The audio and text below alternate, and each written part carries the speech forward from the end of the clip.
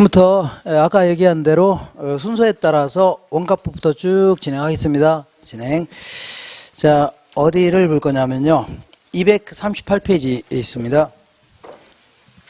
먼저, 자, 원가법이라는 것은요, 원가 방식에 의해서 가치를 구하는 방식을 얘기합니다. 요거는요, 이렇게 볼게요.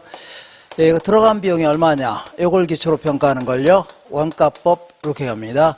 들어간 비용이 얼마냐, 생산비가 얼마냐, 이걸 기초로 평가하는 거죠. 그렇기 때문에 건물 같은 경우는 만들 때 들어간 비용이 있어 없어요? 요거 가지고 평가해 볼 수 있습니다. 근데 토지 같은 경우는 아니면 자동차 같은 거는 만드는 데 들어간 비용이 있죠. 평가해 볼 수 있는 겁니다. 근데 토지는 생산비가 들어가 안 들어가요? 토지를 어떻게 만듭니까? 토지는요, 신이 있다면 신이 준 거 아닙니까? 공짜로. 그러니까 그 만드는 비용이 들어간 게 아닙니다. 그러니까 원칙적으로는요, 토지 같은 건 평가하면 안 됩니다. 건물 같은 거나 평가하는 거예요. 그리고 다만 토지를 뭐 매립하거나 조성 같은 거 하게 되면 그 비용이 들어가 안 들어가요? 요거는 그렇게 해서 그 들어간 비용을 추가해서 평가해 볼 수는 있지만, 일반적으로는요, 뭐 건물이라든가 자동차, 각종 동상 같은 거 있죠? 이런 거 평가할 때 써먹는 겁니다. 어쨌거나 얘는 들어간 비용이 얼마냐 이렇게 해서 보겠습니다. 이렇게 보시면, 이렇게 지은 지 5년 된 건물이 있다고 치자. 몇 년 됐다고요? 5년 된 건물이 있는데, 건물에 애초에 지을 때 요게 이제 얼마 들어갔냐면 1억이 들어갔답니다. 토지 빼고 얼마라고요? 1억이 들어갔답니다. 그러면 들어간 비용이 얼마요? 들어간 비용이 얼마예요? 1억 아닙니까? 그래서 들어간 비용을 기초로 해서 건물 지을 때 건설업자도 이윤 같은 거 가져갔겠죠? 네, 그러니까 어쨌거나 부동산 가치가 1억이다. 이렇게 평가하는 걸요, 원가법이라는 겁니다. 부동산 가치가 얼마라고요? 1억이다. 근데 이렇게 평가하니까 문제가 생기네요. 어떤 문제가 생기냐면, 건물만의 가치를 판단할 때는요, 건물을 언젠가는 철거해야 돼, 안 해야 돼요? 해야 되죠. 그러니까 매기 가치가 떨어질 수가 있다는 얘기죠. 그죠? 그래서 그거를 빼줘야 되는 겁니다. 그러니까 자, 이렇게 해줘야 되겠네요. 얘는 20년 지나면 철거해야 된다고 치자. 뭐라 해야 된다고요? 철거해야 된다. 그러면 5년 지났으니까 한 4분의 1 지났어요? 안 지났어요? 지났죠? 그러니까 한 2,500만 원 정도 빼줘서 2,500만 원 정도를 빼줘서 이때는 얼마라고요? 7,500만 원이다. 이렇게 평가하겠다는 겁니다. 얼마라고요? 7,500만 원이다. 이렇게 평가하는 걸요, 원가법이라는 겁니다. 근데 이렇게 평가했는데도 약간 문제가 생기네요. 어떤 문제가 생기냐면, 똑같이 생긴 건물을 중개사님한테 물어봤습니다. 똑같이 생긴 5년 지난 건물을 요즘 얼마 해요? 물어봤더니 한 2억 한답니다. 얼마 한다고요? 2억 한대요. 근데 이렇게 평가하면 얼마밖에 안 돼요? 7,500밖에 안 되죠. 그러니까 이 건물도, 자, 이 물가가 올라갈 수 있어 없어요? 예를 들어 한 2년 정도 지나서 대학교가 들어오기로 했답니다. 그러면 건물도 가치가 올라가 안 올라가요? 올라가죠. 그러니까 물가가 올라가는 것도 감안해 줘야 됩니다. 건물도 물가가 올라갈 수 있죠. 그래서 그잖아요. 이것도 감안해 줘야 됩니다. 그러면 그럼 또 이제 마지막입니다. 그럼 어떻게 평가하냐 그런 얘기입니다. 그러면 물가 상승을 반영하라는 얘기죠. 지하철 같은 게 들어오면 물가가 올라가 안 올라가요? 건물 가격도 올라갈 거 아닙니까? 이거 감안해 줘야 됩니다.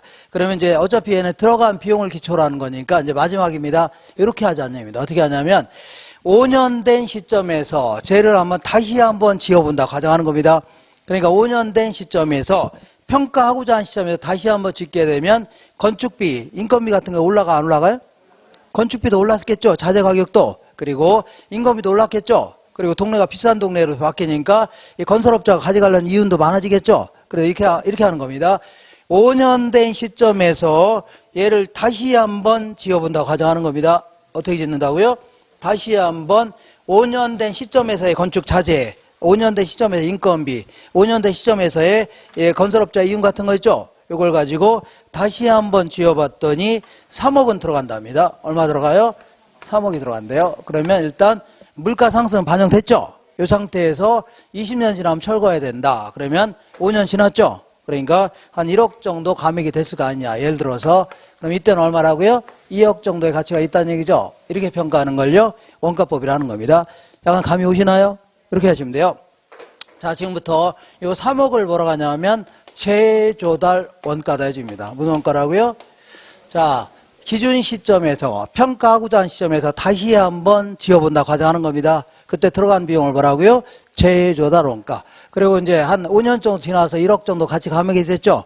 요걸요 감가누계액이라는 겁니다. 뭐라고요? 5년 동안의 가치 감소분을 좀 합친 걸요. 감가누계액. 이렇게 해서 계산한 거를요. 적산가치 이렇게 표현합니다. 무슨 가치라고요? 적산가치. 이렇게 구하겠다 그런 얘기입니다. 이렇게. 자, 요게 이제 이렇게 되는데 이제 공부할 내용이 딱 정해져 있네요. 근데 이제 재조달 원가에 대해서 조금 자세히 알아보고 여기서 요거 빼내는 걸요. 감가 수정한다 이렇게 표현합니다. 요 내용 정리하시면 돼요.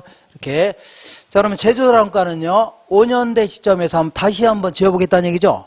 그죠? 그죠? 다시 한번 지어보는데 자 볼게요. 자, 다시 한번 짓는데 자기가 직접 건설했다고 가정할 수도 있고 건설업자한테 맡겼다고 가정할 수 있어 없어요? 있죠. 도급건설은요. 건설업자한테 맡기는 겁니다. 그러면 자기가 직접 건설했다고 가정했을 때는 직접적으로 소요된 공사비 들어가고 간접적으로 소요되는 공사비 들어가 안 들어가요? 들어가는 겁니다. 지금 뭐 하는 거예요? 5년 대쯤에 다시 한번 지어보는데 때려 부수고 다시 있는 거예요? 옛날에 건설원가 명세서 딱 펼쳐놓은 다음에 요즘 가격대로 바꿔치기 하면 되는 거죠? 이렇게 하겠다 그런 얘기인데 자, 근데 직접 공사비는요, 이 건물이 있다면 건물의 추적이 가능한 원가 있죠? 이런 걸 뭐라고요? 직접 공사비라는 겁니다. 이거 현장 사무소에서 뭐 여기 들어간 벽돌 가격이랑 다 집어넣었을 거 아닙니까? 그리고 자, 간접 공사비는요, 만약에 건물을 3개를 이렇게 그 당시에 지었는데 사무실에 여직원들 급여 나가는 거 있어 없어요? 이 사람은 셋 다 관리했죠? 이 급여 나가는 게 나눠줘야 되는 겁니다. 이렇게 해서 직접적으로 추적이 가능하지 않은 걸 간접 공사비를 하는데 이런 거는 몰라도 됩니다. 뭐라고요? 몰라도 될 거냐? 직접 공사비도 들어가고 뭐가 들어가요? 간접 공사비 들어가고 그 다음에 건물이 이렇게 건물이 완공됐어 안 됐어요? 건물이 완공됐죠? 요것도 취득입니다. 뭐라고요? 취득이라는 건 무상, 유상, 원시 취득, 신축 뭐 이거 다 할 것 없이 다 취득입니다. 취득세 내야 됩니다. 그러니까 건물이 완공됐으니까 취득세 내야 돼요? 안 내야 돼요? 내야 됩니다. 그리고 자, 이게 여러 가지 감리 비용 같은 거 들어가 안 들어가요? 들어가죠. 각종 부대 비용도 들어가네요. 각종 뭐가 들어가고요? 이걸 부대 비용이라는 겁니다. 근데 만약에 도급했다면 건설업자한테 맡기게 되면 맡겼다 하더라도 직접 공사비 들어가 안 들어가요? 간접 공사비 들어가고 건설업자한테 맡겼다고 취득세 안 내나요? 다 내는 겁니다. 이 부대 비용 다 들어가는 겁니다. 근데 문제는 건설업자가 이 일을 공짜로 해줘요? 뭔가 대가를 받으려고요? 받으려고 할 거 아닙니까? 그러니까 수급인에 공사를 맡은 자를 수급인해 줍니다. 얘들도 이윤을 가져가려고 하겠죠? 그러면 하나의 부동산을 평가하는데 이렇게 부동산을 평가하는 거죠? 사람을 평가하는 게 아니라 부동산을 평가하는데 이렇게 평가한 거하고 이렇게 평가한 게 달라지면 돼야 안 돼요? 안 됩니다. 부동산을 평가하는데. 그래서 이런 경우는요. 이렇게 평가하면 안 되고 이렇게 평가해야 됩니다. 도급 건설한 걸로 가정해야 됩니다. 왜냐하면 자기가 직접 일했더라면 자기는 회사 같은 거 좀 때려치고 이 일에 매달려야 되죠. 다른 일을 함으로써 얻을 수 있는 이익, 이걸 기회비용이라고 하는 겁니다. 이런 걸 반영해 줘야 되는 겁니다. 알겠죠? 그러니까 당연히 자가건설 했다 하더라도 뭐라고요? 도급건설한 거 있죠? 이걸로 평가해라. 이렇게 아시고 그래 좋다. 도급건설한 걸로 하겠다 그런 얘기인데 또 다른 문제가 또 발생이 되네요. 어떤 문제가 발생하냐면 이렇게 보겠습니다. 이렇게 자, 이 지은 지 2년밖에 안 된 건물이다. 몇 년 됐다고요? 2년밖에 안 된 건물은요. 시장에 나가보면 자재가 다 있어 없어요? 있죠? 그럼 요거 가지고 그대로 인터넷 들어가면 자재 가격이 다 있을 거 아닙니까? 그대로 바꿔치기 하면 되겠네요. 그죠? 그래서 이렇게 요즘 건물 같은 경우는 문제가 안 됩니다. 요즘 같은 경우는요. 요걸 가지고 그동안 들어간 그 자재 같은 거 있죠? 자재 그대로 이거 대체하면 되는 겁니다. 그잖아요? 비슷한 자재를 써도 상관없고 이렇게 자, 빨간 벽지가 없으면 약간 분홍색 없어졌으면 분홍 벽지 쓰면 되죠? 어쨌거나 거의 유사한 거 가지고 대체하면 되는 거죠? 됐죠? 그래서 요즘 건물 같은 경우는 요걸 가지고 그대로 대체한다 해서 이걸요 물리적 측면에서의 대체다 이렇게 표현하는데 이렇게 해서 대체한 거를요 재생산 원가 이렇게 표현합니다. 오늘 용어가 많이 나옵니다. 무슨 원가라고요? 재생산 원가 아니면요 복조 원가 이렇게 표현합니다. 무슨 원가라고요? 복조 원가. 얘는 별 문제가 안 되는데 자 문제는 이렇게 지은 지 30년 된 건물이 있습니다. 몇 년 됐다. 자 그리고 요거 볼게요. 여기까지를 뭐라 하냐면 표준적인 건설비 해줍니다. 무슨 건설비라고요? 표준적인 건설비에는 반드시 수급인의 이윤 포함시켜 안 해야 돼요? 포함시키라는 얘기죠? 기억하시고 자 문제는 지은 지 30년 된 건물이 있습니다. 몇 년 됐다고요? 30년 된 낡은 10층짜리 건물이 있는데 이 30년 된 건물 같은 경우에는 시장에 나가보면 없어진 자재가 많을까요? 적을까요? 많습니다. 그래서 옛날에 지은 건물 같은 경우는 벽 같은 거 있잖아요. 그냥 그 시멘트 발라서 막 페인트 칠하고 그랬습니다. 근데 요즘에는 막 이상한 대리석 같은 거 있죠? 이렇게 살짝 막 조립식 막 붙이고 합니다. 그러니까 옛날에 쓰던 건축 자재는 다 없어진 게 많아요, 적어요? 많다는 얘기입니다. 그잖아요? 그러다 보니까 한 뭐 반은 없어졌다고 치자. 그러면 시장에 나오면 자재가 있어, 없어요? 다 없어졌는데 어떻게 대처합니까? 그죠? 큰일 났네. 자, 이렇게 해서 못 바꾸는 거죠? 이건 원가법을 적용할 수 없잖아요. 자재가 있어야 뭐 요즘 가격대로 바꿔치기 할 거 아닙니까? 맞죠? 큰일 났네. 자, 고민하고 있는데, 이게 중개사님이 그러는 겁니다. 물어봤더니, 이 건물하고 지은 지 1년밖에 안 된 건물인데, 몇 년 있다고요? 1년밖에 안 된 3층짜리 건물이 있는데, 얘나 가격대가 비슷하답니다. 뭐가 비슷하다고요? 가격이 비슷하대요. 그래서 사람들이 한 20억 정도 들고 와서, 자, 층수는 좀 높지만 구닥다리 같은 걸 구입할까? 자, 층수는 좀 낮지만 새 건물을 구입할까 고민할 수 있다는 얘기죠. 그러면 얘를 구입하나 큰 차이는 있어 없어요? 없다는 만족감에는 차이가 없다. 그러면 얘는 어차피 비슷하다는 얘기죠. 그러면 얘를 가지고 대체를 못할 바에는 어차피 얘가 곧 얘라고 한주하는 겁니다. 요 구닥다리 같은 10층짜리 건물이요 1년밖에 안 된 3층 건물하고 똑같다고 가져가는 겁니다. 알겠죠? 얘가 곧 얘라고 한주해서 얘는 시장에 나오면 자재가 다 있어 없어요? 이거 그대로 대체하면 되겠네요. 자, 이렇게 하는 건요. 요즘 건물 같은 경우는, 자, 이렇게 오래된 건물이네요. 오래된 건물 같은 경우는 어쩔 수 없이 효용이 비슷한 놈을 찾아내서 이걸 대체할 수밖에 없다는 얘기입니다. 이렇게밖에 안 되죠. 어떻게 합니까? 그죠? 그래서 이렇게 해서 이걸요, 효용적 측면에서의 대체다 해줍니다. 효용이 비슷한 거를 찾아내서 대체하자. 그래서 이 효용적 측면에서 대체인데, 여기서 이제 이렇게 해서 대체한 거를요, 그 대치원가 이렇게 표현합니다. 아니면요, 대체원가 이렇게 표현하는데, 얘는 이 구닥다리 같은 건물 요걸로 간주한 거죠? 10층짜리 3층으로 간주한 거 아닙니까? 이 구닥다리 같은 30년 된 건물을 새 건물로 간주한 거죠? 이게 곧 얘라고 간주한 거 아닙니까? 그렇기 때문에 뭐 형식이 구식화되니까 감가를 하게 되면요, 이 구닥다리 같은 걸 요걸로 취급했는데 또다시, 자, 이따가 이제 기능적 감가를 할 겁니다. 이걸 하게 되면 이중감가가 됩니다. 두검 감가하는 꼴이 되는 겁니다. 그러니까 이거는 그냥 암기하시면 돼요. 그냥, 대치원가를 사용할 때는요, 기능적 감가를 하면 돼요, 안 돼요? 안 된다. 이것만 기하세요. 무슨 감가를 하면 안 된다고요? 기능적 감가를 하면 안 돼요. 이렇게 해서 여기부터 여기까지 기억하셔야 돼요. 기억하시면 됩니다. 자, 문제를 통해서 확인할게요. 자, 거기 239페이지에 요 계산 문제가 한 3년에 한 번꼴로 이렇게 비슷하게 물어보는데, 자, 계산형 문제 한번 풀어볼게요. 다음 자료로 A 건물의 제곱미터당 제조달 원가를 구하라. 자, 그러면 이렇게 그림을 한번 그려볼게요. 그린다면, 자, A 건물은 10년 전에 준공된 4층짜리 건물이랍니다. 10년 전에 준공된 4층짜리 건물인데, 대지 면적은 아무 필요 없는 거고, 건물의 연면적이 얼마라고요? 1200제곱미터랍니다. 그리고 얘는 준공 시점에, 자, 건물을 지었을 때 건축비가 어떻게 들어갔냐면, 준공 당시 공사비 내역을 보니까 직접 공사비 2억 7천, 간접 공사비 3천, 합쳐서 얼마라고요? 3억 들어갔죠? 그리고 반드시 개발업자 이윤 포함시켜야 안 해야 돼요? 포함시켜서 총 3억 6천만 원 들어갔답니다. 얼마 들어갔다고요? 3억 6천만 원 들어갔는데, 여기서 제곱미터당 제도란 걸 구하라는 얘기죠?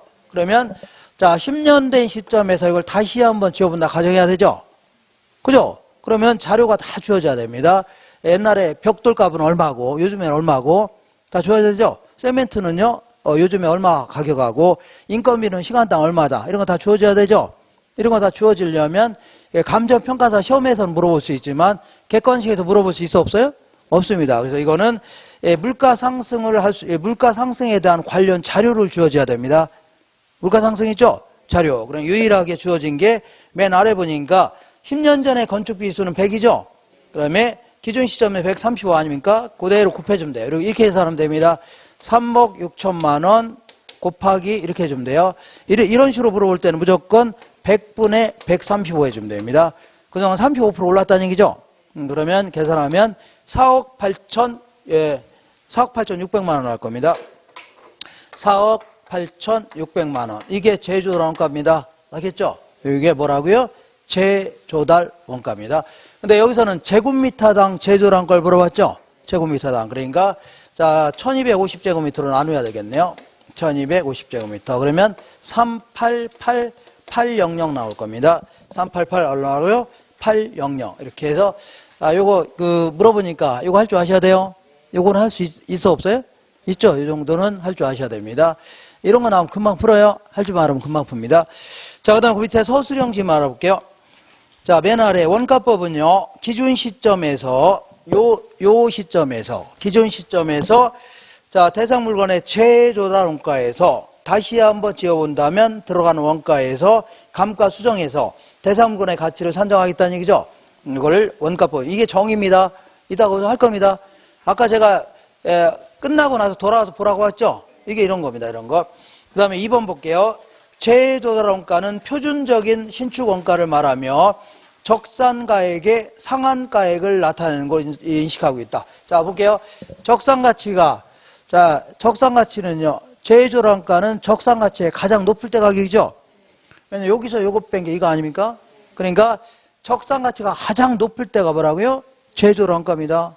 여기서 이거 뺀 게 이거 아닙니까? 그러니까 적산가치 중에 가장 높을 때가 언제라고요? 제조달 원가 때입니다. 알겠죠? 여기서 이거 뺀 게 이거니까. 그죠? 그러니까 제조달 원가는 적산가치의 뭐라고요? 상한치가 되는 겁니다. 가장 높을 때 있죠? 상한치. 자, 그 다음에 세 번째 볼게요. 제조달 원가는요, 이 신축 시점이 아니라 기준 시점 현재 건축물을 새로 신축 또는 재추수한다면, 자, 신축 시점이 아니라 뭐라고요? 기준 시점에서 다시 한번 신축한다고 가정하는 겁니다. 신축한다고 가정했을 때 소요되는 투하 비용을 말하는 겁니다. 4번에 자가건설의 경우에 제조달 원가는요, 도급건설한 경우에 준해서 처리해야 되죠. 그리고 제조달 원가를 구성하는 원가에는 직접공사비, 간접공사비, 수급인의 이윤에 통상의 부대 비용을 더한 원가가 되는 겁니다. 제조달 원가를 구성하는 표준적인 건설비에는요, 수급인의 이윤을 포함시켜야 돼, 안 해야 돼요? 포함시켜야 된다고 했죠? 반드시 포함시켜야 됩니다. 이렇게. 자, 그 다음에, 자, 어디 갔어요? 자, 7번 볼게요. 제조달 원가를 구할 때 물리적인 측면에서 동일한 부동산을 생산하는 비용의 개념이 뭐라고요? 복조 원가로 물리적 측면에서 동일한 걸로 대체하겠다는 얘기죠? 이걸 뭐라고요? 이거 복조 원가 아닙니까? 이거는요, 요즘 건물에 적합합니다. 무슨 건물이라고요? 요즘 신규 건물에 적합하고, 대치 원가는요, 효용이 동일한 부동산을 생산하는 비용으로 중고 상태의 건물에 적합하다는 얘기죠. 오래된 건물에 적합하다. 복조 원가란 대상 부동산의 자재와 물리적으로 요 부동산의 자재와 물리적으로 똑같은 거 있죠? 아니면 똑같은 게 거의 없다면 약간 차이 나는 것도 상관없습니다. 똑같은 거 혹은요, 유사한 거를 자재를 사용하여 기준 시점 현재 재생산할 경우에 소요되는 원가 있죠? 요걸요, 복조 원가라는 겁니다. 알겠나요? 자, 그 다음에, 자, 9번 볼게요. 건축 자재 공법 등의 변천에 의하여 대상 부동산의 제조달 원가를 구하기가 곤란한 경우. 요거 오래되니까 제조달 원가를 구하기 곤란하죠? 이럴 경우에는요, 대치 원가를 적용할 수 있어 없어요? 있다는 얘기입니다. 자, 대체 원가 혹은 대치 원가를 이용하여 제조달 원가를 산정할 경우에는요, 물리적 감가 수정은 필요하지만, 자, 이 기능적 감가 수정하면 돼요, 안 돼요? 안 됩니다. 이렇게 하셔야 돼요. 이렇게 해서, 자, 기억하시고. 자, 요거 지워도 되죠? 이렇게 해서, 여기부터 여기까지 기억하세요? 기억하시면 됩니다. 이거 지울게요. 딱 지우겠습니다. 이것도. 자, 우리 이제 가끔가다 이제 이런 거는요, 이걸 하려고 하는 게 뭐라고요? 감가 수정입니다. 여기서 이거 빼는 거 뭐라고요? 감가 수정. 자, 이거 하려고 하는 이유가 뭐예요? 자, 기준 시점에서의 가치를 평가하려고 하는 겁니다. 기준 시점에 뭐라고요? 부동산 가격을 평가하려고 하는 겁니다. 알겠죠? 근데, 가끔가다 이제 기업 회계를 좀 물어보는 경우도 있습니다. 뭘 물어본다고요? 기업회. 이거 왜, 저거라는데 왜 물어보냐면, 자, 늘상 얘기하지만 부동산 학이라는 게 오래된 학문이 아닙니다. 요즘 들어 생긴 학문이라, 자, 이거를 이쪽을 정확히 공부한 사람이 거의 없어요. 그리고 내내 뭐 그쪽입니다. 그래서 다른 이제 그 경제학이라든가 경영학 있죠? 이런 쪽에서 공부한 사람이 이쪽 많이 들어왔는데 그런 사람이 이런 걸 많이 아니까 지들이 아는 걸 자꾸 물어보는 겁니다. 뭐라는 거라고요? 저걸 물어보는데 왜 이걸 자꾸 합니까? 기업 회계를. 자, 그래서 기업 회계는요, 자꾸 비교하는 걸 물어보니까 어쩔 수 없습니다. 자, 기업 회계는요, 어떤 관광회사가 자, 이 그 150억 주고서 헬리콥터를 구입했다고 치자. 오른쪽 맨 위에 볼게요. 241페이지. 자, 그럼 150억 주고 뭘 구입했다고요? 헬리콥터를 구입했는데, 네, 기업들은 해마다 재무제표를 작성합니다. 손익계산서를 작성합니다. 그죠? 근데 우리 손익계산 작성할 때 수익하고 비용을 빼는 거 아닙니까? 빼는데 인건비라든가 각종 관리비 같은 거는 매년 일정하게 나갈 겁니다. 거의 비슷하게 나가겠죠? 근데 만약에 건물 같은 거를 구입했다. 그럼 한 방에 나가는 돈이죠? 매년 비슷하게 나가는 게 아니라 어쩌다 한 번 나가는 거 아닙니까? 한 방에 기계도 이거 150억짜리 기계를 구입했다. 이것도 한 방에 나가는 거죠? 매년 비슷하게 나가는 게 아니라 인건비처럼 어쩌다 한 번 10년에 한 번으로 딱 나가는 거 아닙니까? 그럼 만약 이거를 구입했을 때 비용으로 다 처리했다. 그러면 첫 해는 무지 막지하게 손해를 보게 됩니다. 알겠나요? 비용으로 막 무지 크게 기분. 그 다음부터는 한 방에 비용을 처리했으니까 이때는요 엄청난 이익으로 계산됩니다. 뭐라고요? 이익으로. 이렇게 한다면요, 이렇게 한다면 기업은요 2개년도 재무제표를 신문 같은데 공시해야 됩니다. 그러면 이 딱 보더니 이 회사는 기관 투자자 입장에서는 보니까 와 장사 무진장 잘하네. 막 투자할 수 있다는 얘기죠. 아니면요 은행 입장에서는 와 장사 잘 되네. 여기다 돈 빌려주겠다는 얘기죠. 이렇게 하게 되면요 잘못된 결정할 수 있다는 얘기입니다. 뭐라고요? 잘못된. 그래서 이렇게 기업에게는요 이렇게 하는 겁니다.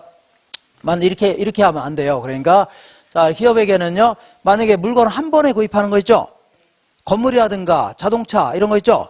건물 기계 같은 걸 한 방에 구입할 거 아닙니까? 이런 거든요 취득 원가로 기록해 놓고 있다가 뭐라고요? 취득 원가로 기록돼 있다가 만약 3년 동안 쓰면 폐기 처분해야 된다. 그러면 자, 이 3년 동안에 걸쳐서 써먹는 기간 동안에 요거를 쪼개서 이만큼은요 요때 비용으로 처리하는 겁니다. 요때 이만큼 얼마라고요? 요때 이만큼 얼마라고요? 요때 비용을 처리하는 겁니다. 이렇게 한다면 매기 적정한 경영 성과를 보고할 수 있어 없어요? 있다. 이렇게 하는 게 훨씬 더 논리적인 겁니다. 이렇게 하는 게 뭐라고요? 기업 회계입니다. 뭐라고요? 기업 회계. 자, 그래서 얘하고 얘는 완전히 틀린 겁니다. 얘는요 기준 시점에서 가치를 평가하려고 하는 거고 얘는요 취득 원가를 비용으로 배분해서 매기 적정한 경영 성과를 보고하려고 하는 겁니다. 의미가 다른 겁니다. 알겠죠? 달라요. 그래서 요거는요 자 요거는 왼쪽에 볼게요. 왼쪽 맨 아래에 자 240페이지 맨 아래에 보면 얘는요 경제적 내용수를 중심으로 해서 감가 수정합니다. 뭐라고요?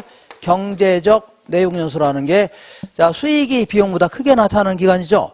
요걸 경제적 내용수라는 겁니다. 예를 들어서 내가 원룸 하나 딱 구입했다. 근데 구입하게 되면 처음에는 새 건물이니까 임대가 잘 돼야 한대요. 잘 되고 고장나는 거 별로 없겠죠. 그냥 처음에는요 수익이 버는 돈이 쓰는 돈보다 커요 작아요? 크다는 얘기입니다. 근데 한 30년 정도 지나봐요. 그때부터는 자 이 그 낡고 노후화되니까 임대가 잘 돼야 한대요. 임대를 많이 못 받죠. 그리고 툭 하면 무슨 보일러가 터졌다는 둥 아니 TV 교체해달라는 둥 에어컨 고쳐해달라는 둥 비용 더 나가요 안 나가요? 자 버는 돈보다 쓰는 돈이 커지는 시기가 와요 안 와요? 온다는 얘기입니다. 그래서 이런 건물을 예전에 전문용어로 뭐라고요?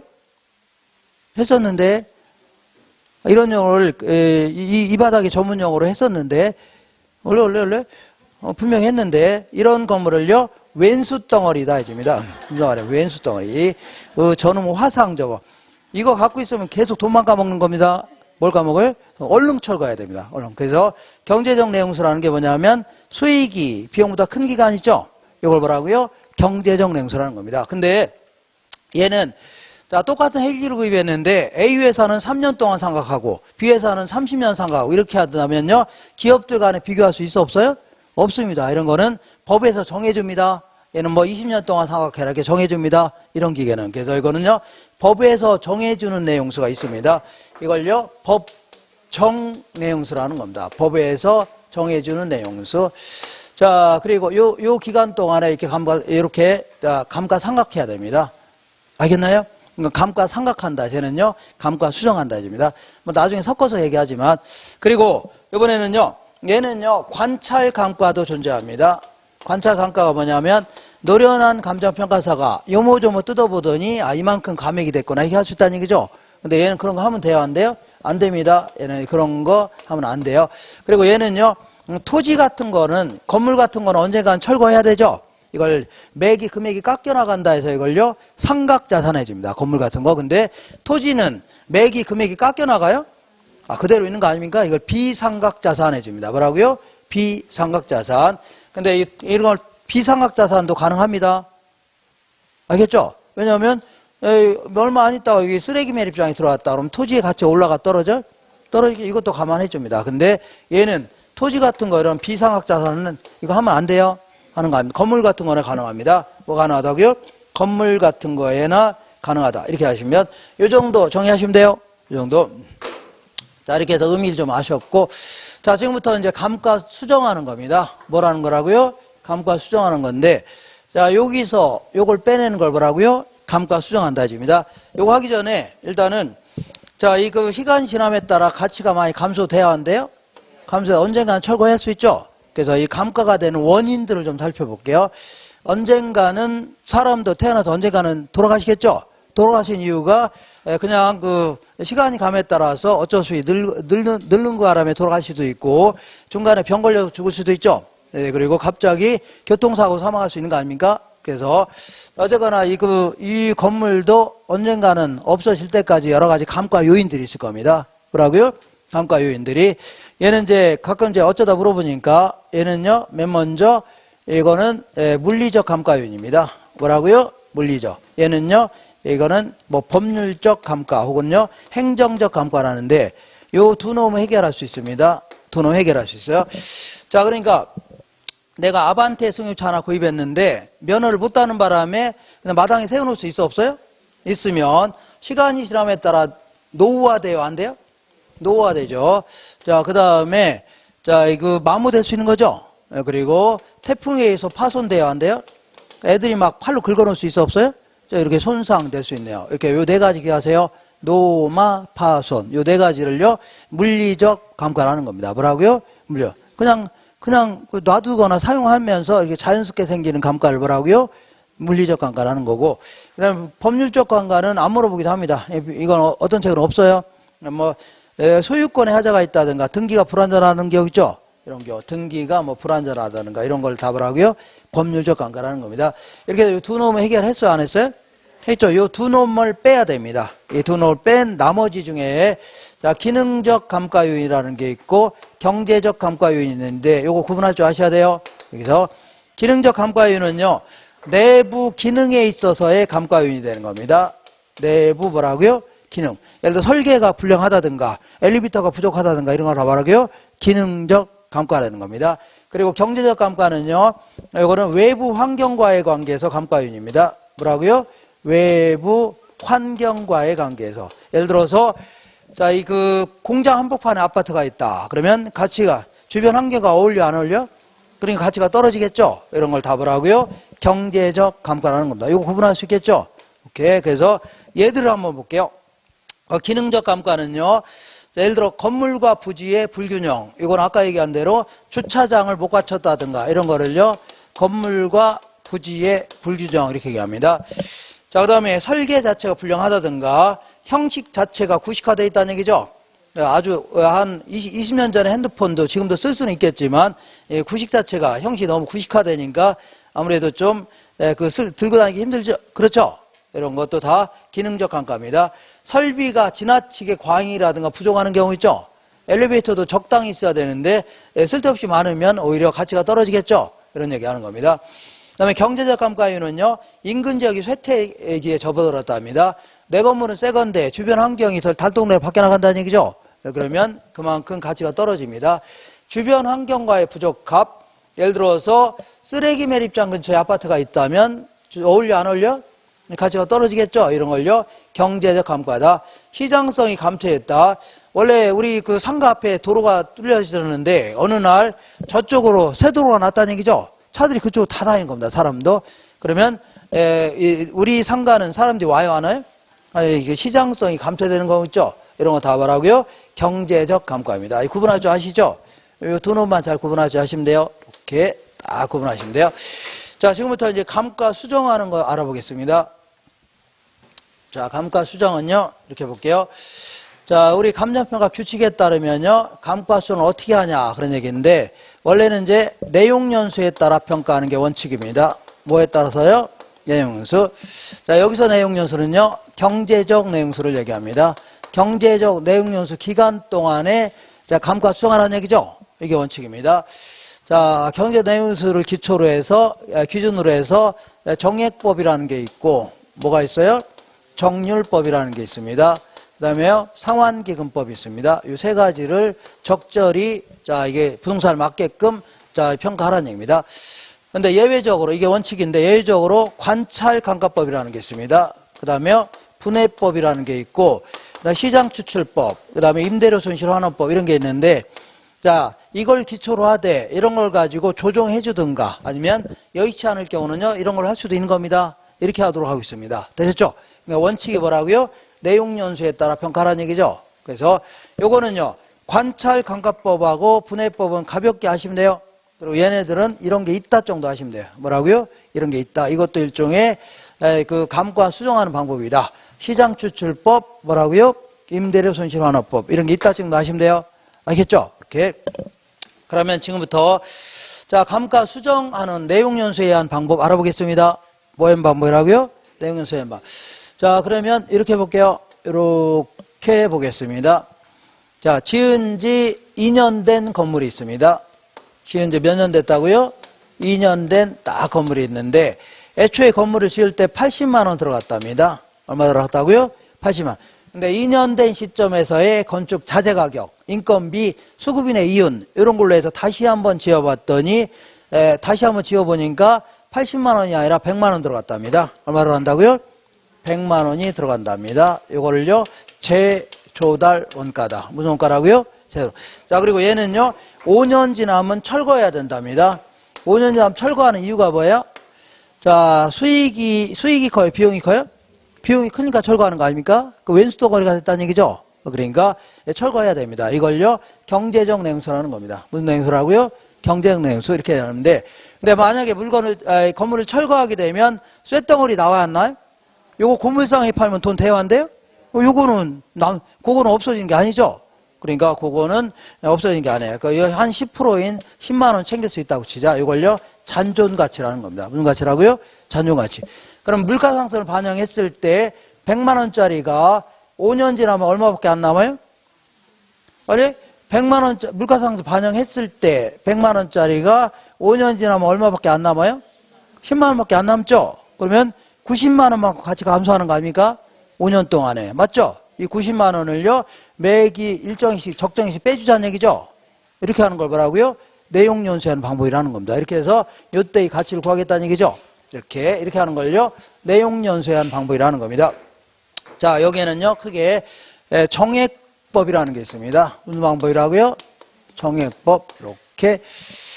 자, 정액법은 말 그대로 매년 똑같은 금액을, 매년 똑같이 뭐라고요? 감액을 시키는 겁니다. 그러면 이 5년 지나면 90만 원만 같이 감소하는 거죠? 그래서 90만 원을 5년 동안 쪼개는 겁니다. 5년 쪼개면 18만 원입니다. 1년에 얼마라고요? 18만 원. 여기서 18만 원, 여기 18만 원. 2년 지났죠? 그러니까 36만 원 같이 감소했죠? 그래서 100만 원에서 36만 원 빼니까 64만 원이다. 이렇게 평가하는 걸 뭐라고요? 원가법이라는 겁니다.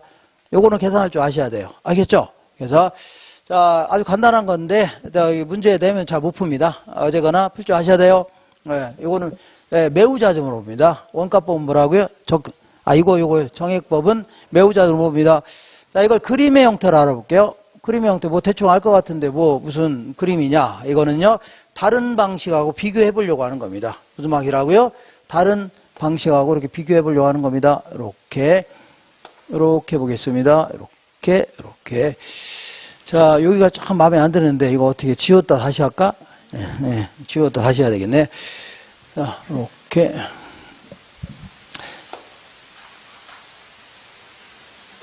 이거 어때요? 아주 자로 잰 듯하잖아. 자, 어쨌거나 얘를 이제 제도량가가 얼마라고요? 100만 원입니다. 다 똑같아요. 다 똑같습니다. 잔존 가치는 얼마라고요? 10만 원. 다 똑같죠? 다 똑같은 겁니다.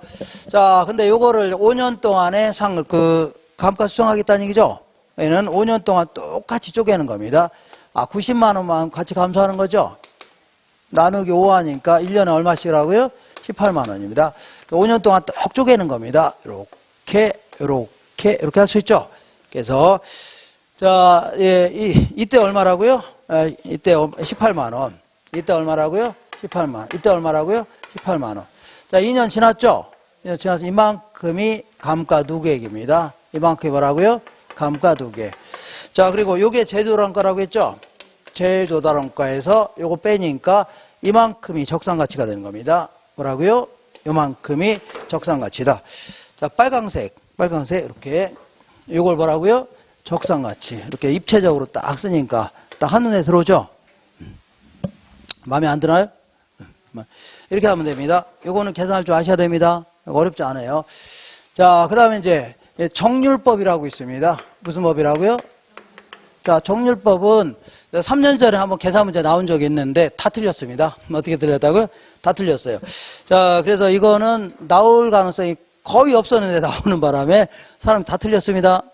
어떻게 틀렸다고요? 다 틀렸는데 저랑 같이 공부한 사람들은 거의 다 맞췄습니다. 그래서 하도 신기해서 어떻게 맞췄냐 했더니 어떻게 했다고요? 무진장 잘 찍었답니다. 이렇게. 어쨌거나 이걸 정률법이라는 겁니다. 그래서 이렇게 해볼게요. 요거 여기 어디 갔어요? 여기 이렇게. 자, 요게 이렇게 해보겠습니다. 이렇게. 자, 아주 마음에 듭니다. 아주. 어쨌거나 얘가 100만 원이죠? 제조단가 100만 원 아닙니까? 이거 자꾸 지저분하니까 이런 건 자꾸 쓰지 않을게요. 100만 원이죠? 100만 원이고. 자, 5년 지나면 10만 원 챙겨 안 챙겨요? 챙길 수 있는 거 아닙니까? 10만 원은 챙길 수 있는 겁니다. 이렇게. 요것도 10만 원은 챙길 수 있죠? 이렇게. 자, 그럼 얘는 이제 어떻게 하는 거냐면 처음에는 이렇게 감가율을 많이 하고 점점 줄여주는 방식입니다. 어떻게 하라고요? 처음에는 크게 점점 줄여주는 방식 있죠? 이렇게 하는 걸요. 정률법이라 한다. 이렇게 하는 겁니다. 그러니까 얘는 이제 계산 문제 이렇게 계산하면 되는데 이거는 자, 나는 이번에 수석하겠다. 이런 분들은 한번 보시고 나는 그냥 가볍게 합격하겠다. 그러면 무시해도 됩니다. 그래서요. 1기 때는요. 100만 원부터 출발합니다. 뭐라고요? 100만 원부터 출발해서 정률이 30%이다. 그럴 경우는 얼마라고요? 30만 원입니다. 첫 해는 얼마라고요? 30만 원이요. 첫 해는 얼마라고요? 30만 원. 자, 두 번째는요. 자, 100만 원에서 30만 원 감액이 됐어 안 됐어요? 자, 얼마 남아 있었어요? 70만 원이었죠? 그러면 70만 원에 대해서 30% 해주면 돼요. 이렇게. 그러면 21만 원입니다. 두 번째는 얼마라고요? 자, 제가 뭐라고 했어요? 그냥 대충 그냥 보시라고 했죠? 그래서 2년 지났어요? 안 지났어요? 지났죠. 만약 3년째는요. 100만 원에서 얘 빼고 얘 뺀 금액에 뭐라고요? 30% 해주면 돼요. 자, 그러면 지금 2년 지났어요? 안 지났어요? 자, 요게 이제 감가누계액입니다. 나머지가 뭐라고요? 이만큼이 적산가치가 되는 겁니다. 알겠죠? 적산가치. 자, 그러니까 얘는 이제 100만 원에서 51만 원 빼니까 얘는 얼마라고요? 49만 원. 이렇게 답하면 돼요. 어떻게 된다고요? 100만 원. 이렇게 하시면 돼요. 근데 얘는 요걸 정률해집니다. 매년 동일한 비율로 곱하라는 금액을 뭐라고요? 정률. 이게 정률입니다. 근데 잔가율은요, 잔존가치율은 여기서 1에서 요거 빼면 돼요. 그러니까 70%죠? 이걸 잔가율 해줍니다. 뭐라고요? 잔가율. 이걸요, 정률. 얘는 뭐라고요? 잔가율이 되는데, 얘는 이제 편법이라기보다는 이렇게 계산하면 더 빠릅니다. 이렇게. 자, 100만 원 있죠? 100만 원 곱하기 잔가율이 원래 0.7이죠? 0.7에서 몇 년 지났어요? 2년 전. 이렇게 제곱하면 곧바로 49만 원 나옵니다. 얼마 나온다고요? 그래서 이렇게 계산할 수 있으니까, 자, 나는 도저히 모르겠다. 그러면 무시해도 됩니다. 무시하시고 그림만 이해할 줄 아시면 돼요. 뭐라고요? 그림만. 이렇게. 처음엔 많이 감액하고 점점 줄여준다는 얘기죠? 이렇게 하시면 돼요. 알겠나요? 네, 지울게요, 이거. 자, 이렇게 해서 보시고, 자, 이번에는 세 번째. 상환기금법 알아볼게요. 무슨 기법이라고요? 상환기금법은요, 이렇게. 자, 여기 볼게요. 여기가, 요쪽에다 해야 되겠네요. 한 놈. 그 다음에 여기도요, 딱 이렇게 보면 여기 있습니다. 오케이. 자, 다음부터는 이제 자를 들고 다녀야 되겠어. 자, 이렇게 50cm 자. 그래서 여기다 딱 대고서 딱 해야지. 자, 그래서 요거는 이제 100만 원입니다. 얼마라고요? 100만 원. 그 다음에 요거는요, 10만 원. 이렇게 해서. 자, 이렇게 해서 얘는 어떻게 하냐면 처음에는 적게 감액을 싣고 점점 늘려주는 방식입니다. 알겠죠? 요거는요, 자, 이렇게 하는 겁니다. 이렇게 하는 거예요. 자, 그래서 요거는 2년 말 현재, 이거는 그림 많이 하시면 돼요. 2년 말 현재 감가 누계가 얼마예요? 이만큼이 되는 겁니다. 이만큼이 얼마라고요? 감가 누계. 나머지가 여기서 이거 뺀 나머지가 뭐라고요? 적산 가치가 되는 겁니다. 무슨 가치라고요? 적산 가치다. 이렇게 하는 겁니다. 그래서 요거는 아무래도 요거는 이 그 광산 같은 경우에 적합하다 이렇게 표현합니다. 뭐라고요? 광산. 자, 광산 같은 경우에는 광물이 이렇게 채굴이 끝나죠? 아, 광산에 이제 광물이 매장될 시간 아닙니까? 이걸 채굴이 끝나면 광산업 하는 사람은 해산해야 되나요? 그만두면 안 되죠? 그러니까 똑같은 광산을 또 구입한다고 가정하는 겁니다. 뭐라고요? 아, 이 광물 채굴 끝나면 동일한 광산을 또 구입하겠다는 얘기죠? 그죠? 그러면 매기 일정액씩 적금을 불입한다고 가정하는 겁니다. 뭐라고요? 적금 불입하게 되면 이자 붙어요, 안 붙어요? 불입할 금액이 많아질수록 이자 더 많이 붙겠죠? 그래서 나중에 얘가 이제 광물이 채굴이 끝나면 동일한 광산을 또 구입하자 그런 얘기입니다. 이걸 가정하는 겁니다. 그러면서 매년 일정히 적금을 불입하는 금액이 있죠? 거기다 이자가 포함돼서 그만큼씩 감액이 된다고 가정한 다음에 나중에 5년, 몇 년 지나면 똑같은 걸 구입하겠다는 얘기죠? 이걸 가정하는 겁니다. 뭘 가정한다고요? 가정. 그래서 처음에는 이자가 많이 붙어요, 안 붙어요? 많이 안 붙죠? 아, 적금이 많이 늘어날수록 이자가 많이 붙겠죠? 그러니까 처음에는 조금 감액이 되고 점점 늘려나가는 겁니다. 이렇게 하는 거 뭐라고요? 상환기금법 해줍니다. 그리고 요거는 아무리 요것도 기억하셔야 돼요. 요거는요, 예, 각종 건물 같은 경우에 적합하다 해줍니다. 건물이라든가 기타 건물의 형태를 취하는 여러 가지 구축물 이런 것들은 정액법이 적합합니다. 왜냐하면 건물 같은 경우는 매기 일정액씩 감액이 된다 이런 과정이 현실적입니다. 근데 요거는요, 네, 각종 뭐 기계라든가 동산이라든가 자동차, 차량 이런 게 적합하다 해줍니다. 자동차, 차량. 왜냐하면 내가 이제 그 모닝 한 대를 딱 구입했습니다. 뭘 구입했다고요? 모닝 딱 구입해서 애들 2명 딱 태우고 동네 한 바퀴 돌아 안 돌아? 동네 한 바퀴 돌죠? 다 같이 돌자. 뭐라고요? 동네 한 바퀴. 그러는 순간 뭐가 돼요? 중고차가 되는 겁니다. 다시 한번 볼게요. 애들 태우고 다 같이 돌자. 뭐라고요? 동네 한 바퀴 도는 순간 뭐가 돼요? 중고차가 되는 거 아닙니까? 아, 누가 태웠으면 그 다음부터 중고차죠? 안 탔으면 중고차 아닌가 아닙니까? 한 바퀴 돌았으면 계속 사야 되죠? 그때부터 이제 중고차. 그러니까 처음에는 감가가 크다는 얘기죠? 근데 시간이 갈수록 13년 된 차나 14년 된 차나 갓동차죠? 차이나 얼마 차이입니까? 그러니까 처음에는 많이 상가하고 점점 줄여주는 거 있죠? 이렇게 해주면 돼요. 자, 이게 이제 그림이 머릿속에 들어와야 되는데, 일단은 요걸 기억하셔야 됩니다. 요거, 처음에 그 감가액이 가장 큰 게 어떤 거예요? 정률법입니다. 처음에 감가액이 큰 게 다 뭐라고요? 정률법. 그 다음 뭐라고요? 정액법. 초기에 정액법이죠? 그 다음에 뭐라고요? 상환기금법입니다. 이렇게. 알겠나요? 그래서, 이렇게 해서 이제 이렇게 암기하세요. 감귤, 액상. 감귤, 어떻다고요? 액상. 감귤 있잖아요. 오렌지 사촌동생 있잖아요. 걔 이제 그 믹서기에 집어넣고 돌리게 되면 액체 상태로 바뀌어요, 안 바뀌어요? 바뀌죠? 그래서 감귤 뭐라고요? 액상에서 감가상각비는요, 감가액은 초기에 정률법이 가장 큽니다. 그 다음 뭐라고요? 정액법, 상환기금법. 이렇게 암기하시면 이상 없을 겁니다. 그러면 만약에 평가 가치, 적산 가치를 구하라. 적산 가치가 가장 큰 순서로 해라. 그럼 거꾸로 해주면 돼요. 아, 얘가 가장 크죠? 가장 크고, 그 다음 정액법. 얘가 되는 거죠. 그러니까 감가액만 딱 기억하시면 다른 거 거꾸로 해주면 돼요. 감가액을 거꾸로 하면, 거꾸로 해주면 뭐가 돼요? 평가 가치가 큰 순서입니다. 되셨죠? 기억할 수 있나요? 이렇게 하시면 돼요. 자, 이 정도 하시고, 그 다음에, 이번에는, 자, 거기에 243페이지에, 자, 그 정리되어 있는 거 있잖아요. 반드시 기억하셔야 됩니다. 그리고 내용 요소의 조정이라고 해서, 얘는 또 뭐냐면, 자, 어떤 여자분이, 사랑 한 80세 정도 사신다고 가정해보자. 몇 세 사신다고요? 80 사시는데, 나이가 40입니다. 여자분이. 몇 세라고요?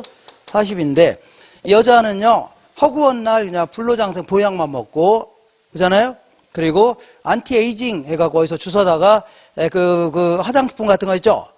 늙지 말라는 화장품 계속 바른 거 아닙니까? 그죠?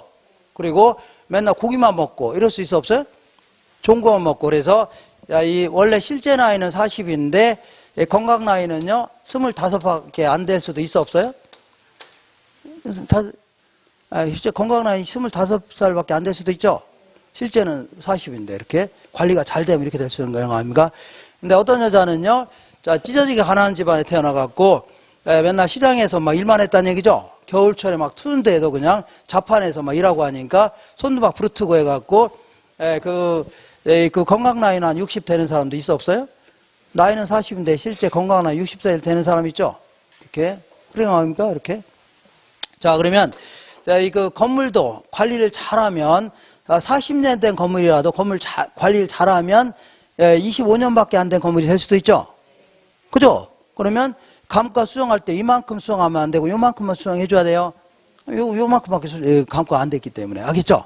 근데 관리를 개판으로 하게 되면 이만큼을 감가 수정해 줘야 되겠죠?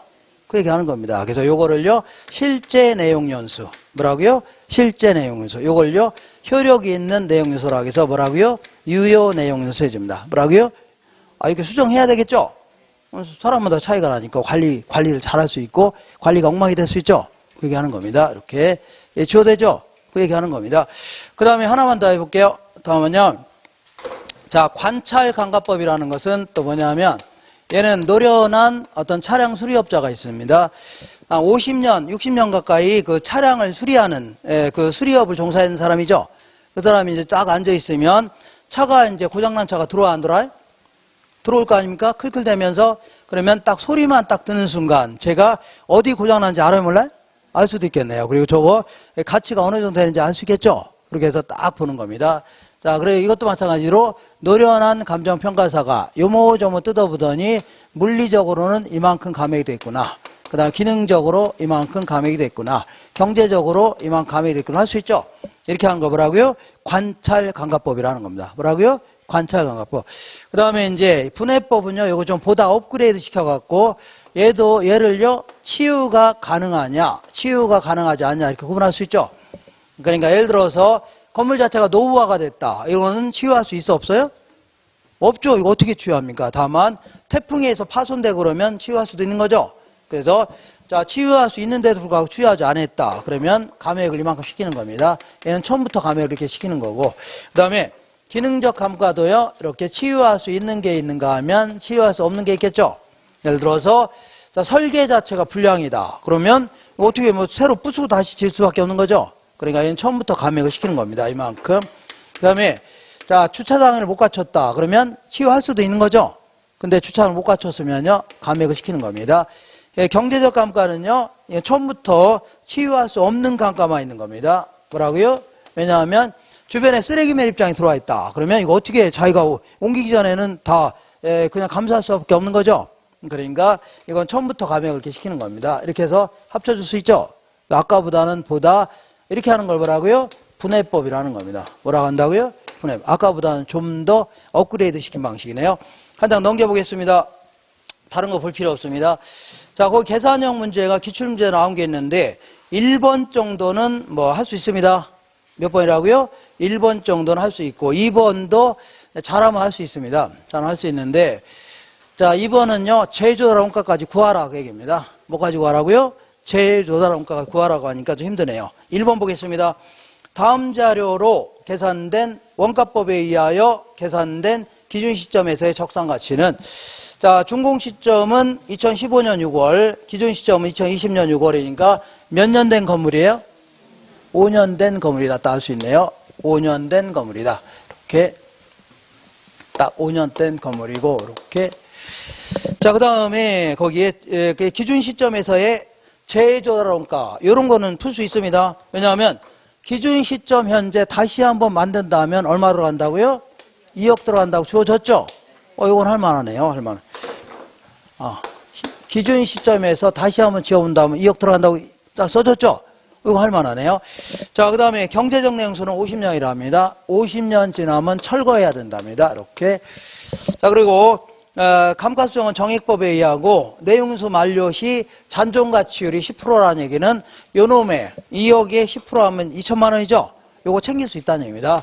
자, 고물상에 팔면 요거 들어온다는 얘기죠? 그러면 자, 2억짜리가 50년 지나면 2천만 원밖에 안 남죠?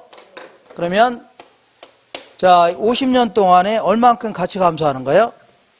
1억 8천만 원 가치 감소하는 거죠? 여기서 요거 빼니까 얼마라고? 요건 챙길 수 있다고 했죠? 그러니까 얼마 가치 감소해요? 1억 8천. 여기에 바로 이게 이제 50년 동안 감액되는 거 아닙니까? 요거에 매년 감가액은 매년 뭐라고요? 매년 감가액은 어떻게 하면 돼요? 요걸 50으로 쪼개면 됩니다. 몇 년 쪼갠다고요? 50년 쪼개면 돼요. 그러면 1년에 이제 360만 원 할 겁니다. 얼마나 한다고요? 1년에 얼마씩 감액이 되는 거예요? 360만 원씩 감액이 되는 겁니다. 자, 그러니까 이거 볼게요. 1년에 얼마씩이라고요? 360만 원씩 감액이 되는데 몇 년 지났어요? 5년 지났잖아요. 그러면 계산하면 1,800만 원 할 겁니다. 얼마라고요? 1,800. 그러면 2억에서 1,800만 원 빼니까 이때 적상 가치가 얼마냐면 자, 1억 8,200만 원이 되겠네요. 1억 8천 얼마라고요? 200. 요게 정답이에요. 이렇게. 이거 할 수 있겠죠? 이렇게 연습하시면 돼요. 1억 8천 얼마라고요? 200만 원. 이렇게 해주면 돼요. 자, 요거는 뭐 잘하면 맨 나중에 돌아와서 이제 풀면 할만합니다. 알겠나요? 민법까지 다 푼 다음에 돌아와서 자, 잘하면 할만해요. 이렇게. 이거 할 수 있겠죠? 자, 그러면 요거 지울게요. 근데 2번은요, 2번은 요거까지 이것까지 계산하라고 나온 겁니다. 뭐까지요? 제조단가 가지고 구하라. 그 얘기니까 좀 힘듭니다. 자, 그래도 한번 계산해 볼게요. 이렇게. 자, 2번도 똑같은 문제입니다. 다만, 제조단가 가지고 구하라는 얘기입니다. 다음 같은 조사된 건물의 기준 시점 현재의 원가법에 의한 감정평가 가치는 자, 정액법에 의한답니다. 기준 시점은 2020년 10월 30일이고, 건축비는요, 2억 들어갔는데, 2018년, 자, 10월 달에 준공 시점에서의 건축비입니다. 자, 다시 한번 해볼게요. 지금 몇 년 된 건물이에요? 2년 된 건물 아닙니까? 2년 된 건물이죠? 근데 얘는, 자, 기준 시점에서의 제조달원가가 아니라 준공 시점에 건축비가 주어진 겁니다. 얼마라고요? 2억이 주어졌죠? 이건 제조달원가가 아니죠? 자, 그리고 거기 보니까 건축비는 매년 10%씩 상승했답니다. 그리고 기준 시점 현재 잔존 내용수는 48년이랍니다. 아까는 총 내용수죠? 근데 여기서부터 잔존 내용수가 48년이니까 총 내용수는 얼마예요? 50년입니다. 50년으로 해줘야 돼요. 이렇게 50년 해줘야 됩니다. 알 수 있죠? 자, 그리고 거기에 그 내용수 만료 시 잔존 가치는 10% 챙길 수 있다고 했죠? 근데 얘는요, 지금 제조달 원가를 먼저 구해야 됩니다. 뭐라고요? 제조달 원가를 구해야 되는데, 자, 2억인데, 2억짜리가 물가 상승을 반영해야 되죠? 그잖아요? 물가 상승을 반영할 수 있는 유일한 방법이 거기 보니까, 자, 그 건축비는 매년 10%씩 올랐다고 했죠? 그죠? 이렇게 매년 몇 프로 올랐다. 이렇게 나온다면요, 다, 이것이 일시불의 미래가치 계수 있죠? 요거 곱해야 됩니다. 우리 수자론에서 했던 거 있죠? 요거 해줘야 돼요. 그러니까 매년, 아까는, 자, 그 준공 시점에는 물가가 100이고, 기준 시점에 130이라는 얘기죠? 이렇게 계산하고, 매년 얼마씩 올랐다. 그러면요, 일시불의 미래가치 계수를 곱해야 돼요. 매년 몇 프로씩 올랐다고요? 10%씩 올라간 게 0.1이죠? 요거에 몇 년 지났어요? 2년 지났죠? 이렇게 해줘야 돼요. 이렇게 바로 제조달 원가입니다. 그러면 요거 242000000입니다. 이 뭐라고요? 000. 되셨죠? 그죠? 그럼 아까하고 똑같이 해주면 됩니다. 자, 이제 구했네요. 자, 최조달 원가가 얼마라고요? 242,000,000이죠?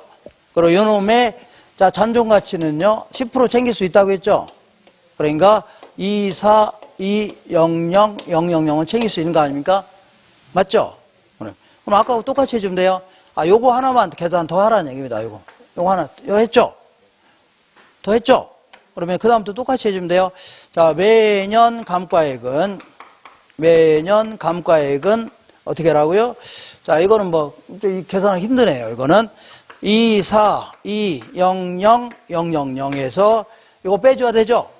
네, 그러니까 242,000,000이네요. 에이. 242,000,000에서 242,000,000을 뺀 게 이게 50년 동안 감액이 되는 거죠? 맞죠? 원래 100만 원에서 10만 원 빼니까 나머지가 50년 동안 같이 감소하는 거죠? 오케이. 이걸 몇 년 동안 감가예요? 50년 동안이죠? 50년 쪼개면 됩니다.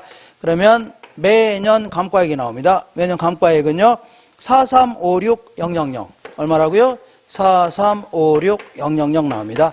자, 다 됐네요. 1년의 감가액이 얼마라고요? 4356000. 맞죠? 4356000원입니다. 몇 년 지났어요? 몇 년? 2년 지났잖아요. 아예 아까하고 똑같이 해주는 거예요. 그러면 계산하면, 자, 얼마 나오면, 자, 어디 갔어요? 8712000원. 8712000원입니다. 이렇게. 되셨죠? 이렇게. 자, 그럼 다 됐네요. 예, 2억 4,200만원에서 8712000원 빼니까, 이때의 가치가 나오겠네요. 이 가치는요, 얼마 나오냐면, 233288000. 이게 정답입니다. 233288000. 이렇게 됩니다. 아이고, 이거 할 수 있나요? 아니, 아까하고 똑같은 건데, 얘는 이것만 한 번 더 계산하는 얘기입니다. 요거 있죠, 요것만 하나 더 계산하나요. 그 나머지 똑같은 겁니다. 이거 하기 쉬워요, 어려워요? 어려워요? 네, 어렵네요. 자, 이런 거 맞추고 합격한 사람 거의 없습니다. 다 틀리고 주변에서 합격한 사람 물어보세요. 이런 거 풀었냐고. 그런 거 손도 안 댔다고 아닙니다. 이렇게. 자, 거기 3번 보겠습니다. 최조달 원가는 1억, 잔존 가치는 1천만 원, 내용수는 몇이라고요? 10년인 건물을 정률 10%를 적용하여. 정률이 10%면 잔가율은 몇 프로 같아요? 아까 했었죠? 정률이 10%면 잔가율은요? 90%죠? 0.9라는 거 딱 기억하세요. 0.9. 자, 10%를 적용하여 감가 수정할 경우에 2000년도 말에 정률법에 의한 적산 가치는 요게 이제 3년 전에 물어봤던 겁니다. 그래요. 요거는요. 제조달 원가가 얼마라고요? 1억이죠? 여기다 곱해야 돼요. 여기다가 곱하기 자, 몇 년 지났어요? 2년 지났죠? 이제 곱해주면 됩니다. 그러면 곱바로 8,100만 원 나올 겁니다. 얼마나 나온다고요? 8,100만 원. 이게 정답이에요. 이렇게. 자, 요거는 뭐 이렇게 만약에 이렇게 물어본다면 지금 문제 이렇게 풀 수 있겠죠? 이렇게 하시면 돼요. 자, 그다음에 거기 서술형 질문 알아보겠습니다. 자, 회계 목적의 감가상각은요, 취득 원가에 대한 비용 배분의 개념이고, 감정평가의 감가수정은요, 최조달 원가를 기초로 한 적정한 가치를 산정하는 개념이죠. 네, 이렇게. 그 다음에 2번 볼게요. 회계 목적의 감가상각은요, 관찰 감가를 인정하지 않습니다. 다만, 감정평가의 감가수정은요, 감정평가 있죠? 관찰 감가 있죠? 노련한 감정평가자가 평가하는 거, 이것도 인정합니다. 그 다음에 3번 볼게요. 자, 기업회계에서의 감가상각은요, 법정내용수를 기초로 합니다. 뭐라고요? 법정내용수. 법적이 아닙니다. 그 다음에 감정평가에서 감가수정은요, 경제적 내용수를 기초로 합니다. 아까 했었죠? 그 다음에, 자, 감가수정에서의 감가의 요인은요, 일반적으로 물리적, 기능적, 경제적 요인으로 구분할 수 있습니다. 물리적 감가의 요인은요, 노마, 파손 기억하시면 됩니다. 시간의 경과로 인한 마멸 및 훼손, 노후화, 재해로 인한 맨 끝에 손상 있죠? 노마, 파손. 기억하시면 돼요. 그 다음에 기능적 감가 이유는요, 네, 노마, 파손을 제외한 내부 기능에 있어서 그 감가 이유들 있죠? 요걸 얘기하는데, 여기에는요, 설계가 불량하다든가 설비가 부족하다, 설비의 부족, 과잉이라든가 건물과 부지의 불균형, 이런 건 다 기능적 감가입니다. 그 다음에 7번에 경제적 감가는요, 주변 환경과의 관계에서 감가 요인이죠. 그러니까 인근 지역이 쇠퇴했다든가 주변 환경이 부적합하다든가 대상 부동산의 시장성이 저하됐다, 이런 거 답을 하고요. 경제적 감가입니다. 그 다음에 정액법은요, 감가액이 매년 일정하죠. 정액법은 감가액이 매년 일정해요, 일정하지 않아요? 일정하잖아요. 그 다음에 정률법은요, 감가액이 초년도에는 가장 크고 재산가치가 체감함에 따라 감가액도 갈수록 체감합니다. 초년도에는 가장 크고 점점 줄어들죠? 좀 줄어든다. 맞는 겁니다. 그 다음에 그 10번 볼게요. 정률법은 매년 일정률씩 감가된다고 가정하면서 아무래도요, 기계라든가 차량 등에 어디에 적합하다고요? 동산 같은 경우에 평가에 적합합니다. 그죠? 자, 예, 매년 일정률씩. 매년. 처음에는 그 100만 원에 30%, 두 번째는요, 70만 원에 30%, 이 식으로 매년 정률 30%씩 정해야 되는 겁니다. 감가가 되는 거예요. 그 다음에 자, 어디냐면 자, 11번 볼게요. 감가 수정의 방법 중에 건물의 내용 유수가 만료될 때 감가 누계액 상당액과 그에 대한 복리 계산의 이자 상당액분을 포함하여, 무조건 이자 나가면 이자 나오잖아요. 그럼 상환기금법 기억나셔야 돼요. 이자 상당액을 포함하여 당해 내용 요소로 상환하는 방법, 이걸요 상환기금법 해줍니다. 이자 나오면 답을 하고요, 상환기금법입니다. 그 다음에 상환기금법은요, 감가액이 초년도에 가장 작고 시간이 갈수록 점점 늘어난다는 얘기죠. 이렇게. 자, 그래서 이거는요, 광산 등의 평가에 적합합니다. 그 다음에 13번, 감가 초기에 평가액이 가장 많이 산출되는 방법. 이거는요, 감가액이 아니라 뭐라고요? 평가액이죠. 그러니까 감가액은요, 감귤액상이라고 하니까 감가액은요, 감가액이죠. 감가액 얘가 가장 크고 얘가 그 다음입니다. 근데 감정평가액은요, 거꾸로 해주면 되죠. 거꾸로 하라고 했죠. 상환기금법이 가장 크고 정액법, 정률법입니다. 그래서 자, 평가액이 가장 많이 산출되는 방식은요, 정률법보다는 정액법, 정액법보다는요, 상환기금법 해줘야 돼요. 그 다음에 관찰감가법은요, 감정평가사가 직접 관찰하여 감가액을 판정함으로 아무래도 그 객관적이에요, 주관적이에요? 이런 것들은 객관적으로 할 수 있지만, 요거는요, 지들 마음대로, 지가 마음대로 막 높이거나 내릴 수 있죠? 주관적이 될 수밖에 없는 겁니다. 자, 적산법부터는요, 자, 3시 5분부터 하겠습니다. 이따, 요거 중요한 얘기도 많이 있으니까 꼭 나오세요. 이따 뵙겠습니다. 이상입니다.